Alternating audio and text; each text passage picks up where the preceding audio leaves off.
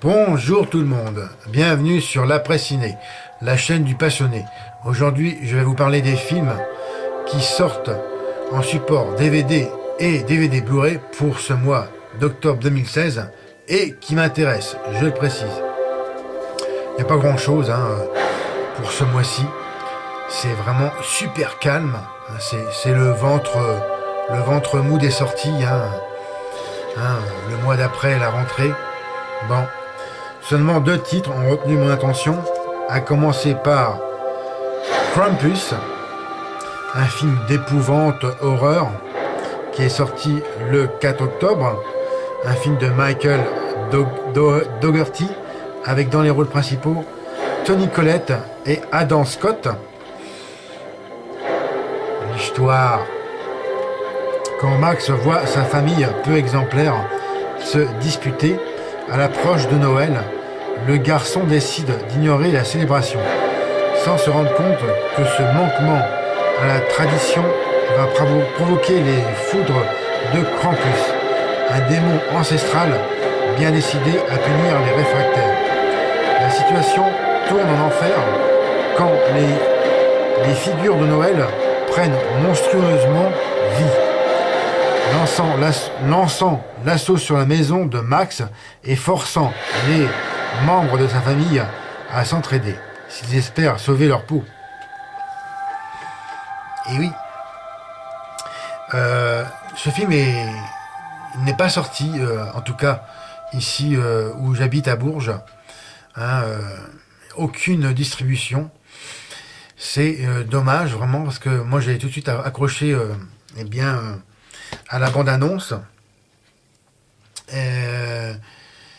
Bon, pas de distribution en salle, un produit destiné plutôt à la vente en DVD.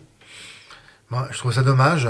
Après, bon, c'est vrai que sortir ce genre de film, c'était aux alentours de début décembre 2015, normalement en salle, n'était pas le meilleur moment pour sortir un film de genre. Après, bon, c'est mon simple avis. Les films d'horreur, vraiment, la meilleure période de l'année, forcément, c'est pour l'Halloween, c'est-à-dire fin octobre et début novembre pour la Toussaint et la fête des morts ici en France. C'est-à-dire la fête des Toussaints le 1er novembre et la fête des morts le lendemain. Et c'est à ce moment-là qu'il faut sortir les films de genre, vraiment. Il y a deux moments forts dans l'année, si vous voulez. C'est pendant l'été, qui de tradition ont toujours été les mois où l'on sort des films de genre et de slasher, courant de l'été, ou en juillet, août. Et après, il y a la période de l'Halloween, deux périodes clés pour sortir les films de genre, selon moi. Et celui-ci n'a pas du tout bénéficié, en tout cas, je le reprécise où j'habite, d'une sortie en salle, et c'est bien dommage. Il faut savoir que ce n'est pas un film en 3D, pour la précision, juste en version 2D. Et c'est un sujet qui m'intéresse beaucoup parce que il y a une part de comédie. Ça commence comme une comédie, une comédie, plus ou moins comédie. Et après, ça sombre très vite dans l'horreur, le fantastique horreur. Et c'est un film vraiment que moi qui m'a emballé quand j'ai vu la bande-annonce. Et c'est à voir en DVD. Si je le trouve en DVD d'occasion ou neuf, je verrai selon mon humeur. Normalement, j'achète jamais en neuf. Mais je privilégie d'abord l'occasion, et surtout avant d'acheter l'occasion, je le vois en film, je le vois en version film téléchargement, oui. Avant tout, il faut faire réfléchir sa tête. Hein. Si le film n'est pas bon, je vais pas acheter le DVD. C'est logique. Bien. Et donc c'est un film américain, hein, pour la précision. Ah oui, forcément, hein, c'est pas un film français. Hein. On peut toujours se brosser pour avoir un jour un film français digne de ce nom dans le domaine fantastique et horreur qui sorte. Bon, précision faite. Maintenant, eh bien, le deuxième film, moi, qui m'intéresse, il s'agit de Human Centipede, numéro 3, et la séquence finale. Alors, voilà. Et le scénario est eh bien, assez simple, puisqu'il s'agit de l'histoire de Bill Boss, directeur de la prison américaine, connaissant le plus d'émeutes, de dépenses médicales et de changements de personnel, et incapable d'obtenir du respect de la part de ses détenus et du gouverneur de l'État, qui s'appelle Hughes. Pour éviter son licenciement, son bras droit fidèle, Dwight, lui propose une idée brillante.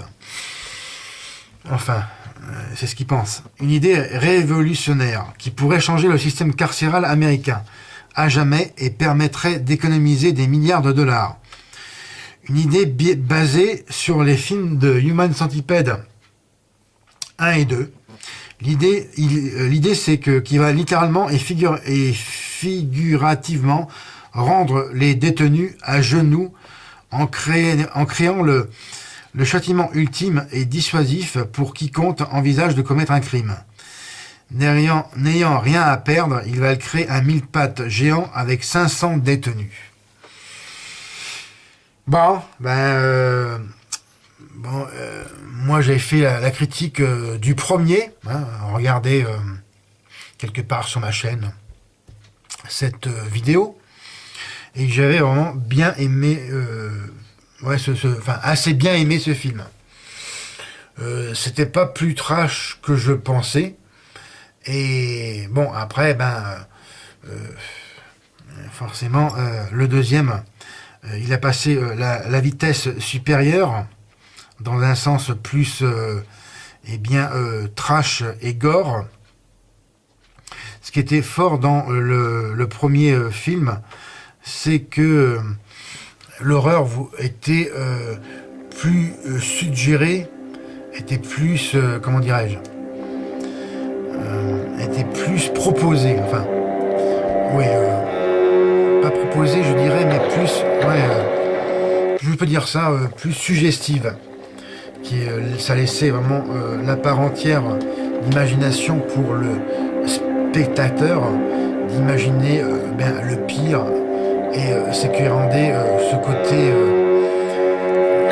ça rendait le spectateur avec par ce côté si très mal à l'aise à certains moments du film, et on avait vraiment de l'empathie pour ces pauvres victimes, les pauvres chéris les deux pauvres chéris du premier film. Le deuxième, je le recherche toujours activement. Visiblement, il n'est pas distribué en français, en version française, uniquement en version française, visiblement en téléchargement. Je ne l'ai pas encore trouvé, et je le recherche. J'aimerais voir si vraiment c'est ce que certains youtubeurs et youtubeuses ont vu ce film,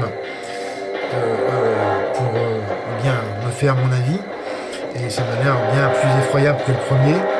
Après il faudra voir que ce deuxième film est plus trash et gore. Aussi il a un côté au niveau graphisme qui est en noir et blanc, un film en noir et blanc, qui change en fait de la donne en général des films d'horreur qui sont assez rarement en noir et blanc, je l'avoue. Alors c'est à voir. Précision, ce film est réalisé par Tom Sis, hein, qui a fait les deux films précédents, avec dans les rôles principaux, on retrouve Dieter Laser, qui avait fait le docteur machiavélique du premier, Eric Roberts, et pour l'attraction et pour l'exotisme, Brie Olson, qui eh bien, est une actrice pornographique de son état, plus ou moins active de nos jours. Bref, c'est un film qui, eh bien, je pense, doit être encore plus, je dirais peut-être plus malsain que les deux premiers, je ne sais pas. La bande-annonce ne montre pas tant de choses que ça. C'est, ça m'intrigue vraiment. Je le verrai d'abord en téléchargement et bien sûr, je le répète, avant tout, toute chose de l'acheter en support physique, le voir en dématérialisé, si je peux dire ça comme ça. A noter que ce troisième et dernier volet, hein, donc c'est une trilogie, hein, et dans un univers différent des deux précédents, puisqu'il se passe dans une prison fédérale d'État aux USA. A noter que ce film est sorti le 12 octobre dernier. Et voici ce qui conclut cette vidéo concernant eh bien, mes préférences, hein, d'achat pour ce mois d'octobre. Alors, comme d'habitude, hein, regardez et partagez mes autres vidéos, mettez-moi un M. J'aimerais bien savoir quels sont eh bien, vos choix, hein, pour ce mois-ci. Est-ce que vous comptez d'abord acheter, enfin je veux dire, est-ce que vous comptez d'abord les regarder en téléchargement avant d'acheter, ou vous préférez directement aller en magasin? J'aimerais bien connaître eh bien, quels sont les titres de films. Suivez également mon actualité sur mon compte, sur mes comptes sociaux, hein, Twitter, post l'après-ciné, et Facebook, post ciné. Et je vous remercie encore de votre attention. Et je vous donne rendez-vous pour de prochaines vidéos. Et encore mieux, abonnez-vous à ma chaîne. C'était Fred.